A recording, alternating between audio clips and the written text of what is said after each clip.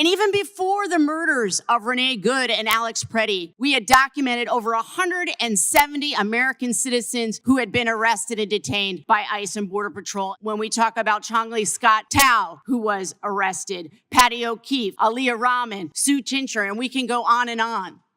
Becca Balint asks, "Where are we right now? It's not good." Her Holocaust survivor father taught her, rights don't erode overnight, little by little. Now, clergy pepperballed while praying, press arrested, 170 citizens detained before the murders, Apple removing ICE tracking apps, Meta blocking agent ID tools, DHS spending $500,000 on recruitment ads with white nationalist ideology. We will have our home again. Where are we at right now in this country? It's not good. It's not good. And I can talk to the European guests here. My dad was born in Europe, came here after losing his father in the Holocaust, built a new life here, understands in the most deep way the importance of protecting our civil rights and civil liberties. And at a very young age, I was taught rights do not erode overnight. It happens little by little while you're not even sure that it's happening. Norms are upended, groups are scapegoated. And when I look, and I've spent time both in Minneapolis, St. Paul, and I've spent time in Chicago, and what we are seeing on the ground is absolutely terrifying. You have members of the clergy being pepperballed in the head while they are peacefully praying and protesting in front of immigration facilities. You have members of the press being arrested, other members of the press being roughed up even after they are identifying themselves as members of the press. You have election offices being raided. You have Americans' First Amendment, Second Amendment, and Fourth Amendment rights being eroded. You have citizens being arrested. And even before the murders of Renee Good and Alex Preddy, we had documented over 170 American citizens who had been arrested and detained by ICE and Border Patrol, and it's gotten worse since then. And when we talk about Chongli Scott Tao, who was arrested, Patty O'Keefe, Aaliyah Rahman, Sue Chincher, and we can go on and on. So we take this very seriously. And I understand that you care deeply about First Amendment rights, but the battle that we have right now, with all due respect, is not about what's happening in Europe. It's what's happening right here in our cities. And I'm just so shocked that in the last few days, too, we have a president now saying that we should nationalize our election in clear violation of our Constitution, and not hearing anything from members in this committee about that. It's shocking. Now, as I said, I've been to both Minneapolis and I've been to Chicago, and I've seen the violations of our civil Constitution and honestly, our humanitarian rights. And Mr. Mayel, I know I was able to meet with you there, and I just want to go through this again to reestablish what it is that Americans are allowed to do. Does the First Amendment give people a right to film federal immigration agents on our streets? Yes, it does. And does the First Amendment give people a right to tell their neighbors and others around them that ICE raids are happening? You are allowed to alert other people and notify people of law enforcement activity, and particularly aggressive law enforcement activity. Does the First Amendment still apply to apps or social media posts? The First Amendment applies to everyone, however they choose to speak. Because that's what we're here to talk about, right? So as my Republican colleagues have made clear today, they care deeply about First Amendment rights as it relates to online content. And big tech is actually at the center of this issue. The Trump administration has a two-part strategy right now, and both parts require big tech support. Number one, the first part is to censor what's online, force the companies to pull down the content showing what's really happening on American streets. And then part two is to craft a message that will recruit more agents, regardless of qualifications, who are willing to carry out atrocities on Americans. We know that Apple has removed apps dedicated to tracking ICE raids, apparently under government pressure. Meta has blocked apps seeking to identify government agents. These companies are folding under the pressure from this administration.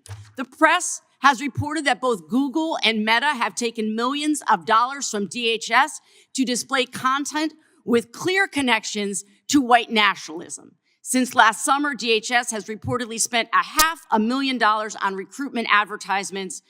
Many of these have clear connections to white nationalist ideology, including phrases like, "We will have our home again." This is happening at the same time that DHS has lowered hiring standards.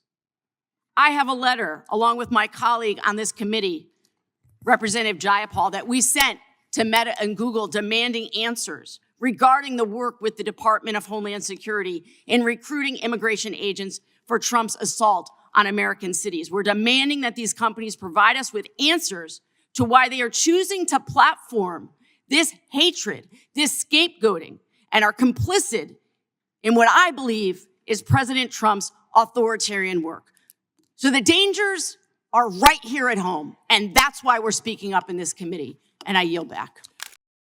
Congresswoman Becca Balint's testimony is a warning rooted in historical memory and lived family trauma. As the daughter of a Holocaust survivor, she speaks with the authority of someone who understands how democracies collapse.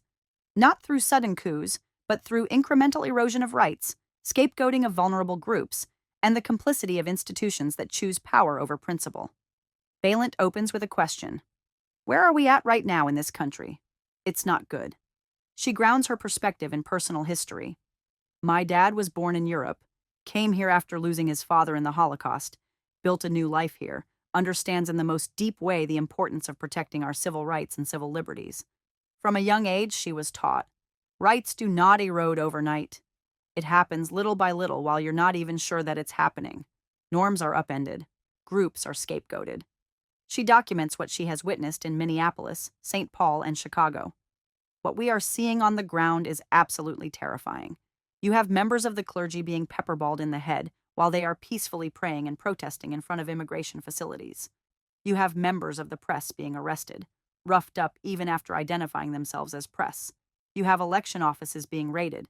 You have Americans' First Amendment, Second Amendment, and Fourth Amendment rights being eroded. Balint emphasizes the scale. Even before the murders of Renee Good and Alex Prey, we had documented over 170 American citizens who had been arrested and detained by ICE and Border Patrol. And it's gotten worse since then.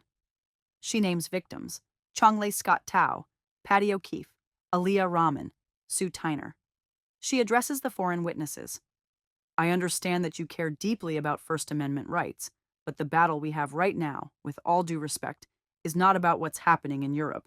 It's what's happening right here in our cities. She adds, I'm just so shocked that we have a president now saying that we should nationalize our election in clear violation of our Constitution, and not hearing anything from members in this committee about that. Balint then reestablishes basic constitutional rights now under assault. Does the First Amendment give people a right to film federal immigration agents? Yes. To tell neighbors that ICE raids are happening? You are allowed to alert other people and notify people of law enforcement activity. Does the First Amendment apply to apps or social media posts? The First Amendment applies to everyone, however they choose to speak. Then Balint exposes big tech's complicity. The Trump administration has a two-part strategy, and both parts require big tech support. Number 1, censor what's online. Force companies to pull down content showing what's really happening on American streets. Part 2, craft a message that will recruit more agents, regardless of qualifications, who are willing to carry out atrocities on Americans. She documents the censorship. Apple has removed apps dedicated to tracking ICE raids, apparently under government pressure. Meta has blocked apps seeking to identify government agents. These companies are folding under pressure. Then the recruitment. Google and Meta have taken millions of dollars from DHS to display content with clear connections to white nationalism. Since last summer, DHS has reportedly spent $500,000 on recruitment advertisements. Many have clear connections to white nationalist ideology, including phrases like, "We will have our home again." This is happening at the same time that DHS has lowered hiring standards. Balint announces she and Representative Jayapal have sent a letter to Meta and Google, demanding answers regarding their work with DHS in recruiting immigration agents for Trump's assault on American cities. We're demanding these companies provide answers to why they are choosing to platform this hatred, this scapegoating, and are complicit in what I believe is President Trump's authoritarian work. Her conclusion: the dangers are right here at home, and that's why we're speaking up in this committee. Balint's testimony is powerful because it refuses to separate history from the present. Her father's experience, fleeing a regime that scapegoated minorities, eroded rights incrementally, and recruited enforcers willing to commit atrocities, is not a distant cautionary tale. It is a template,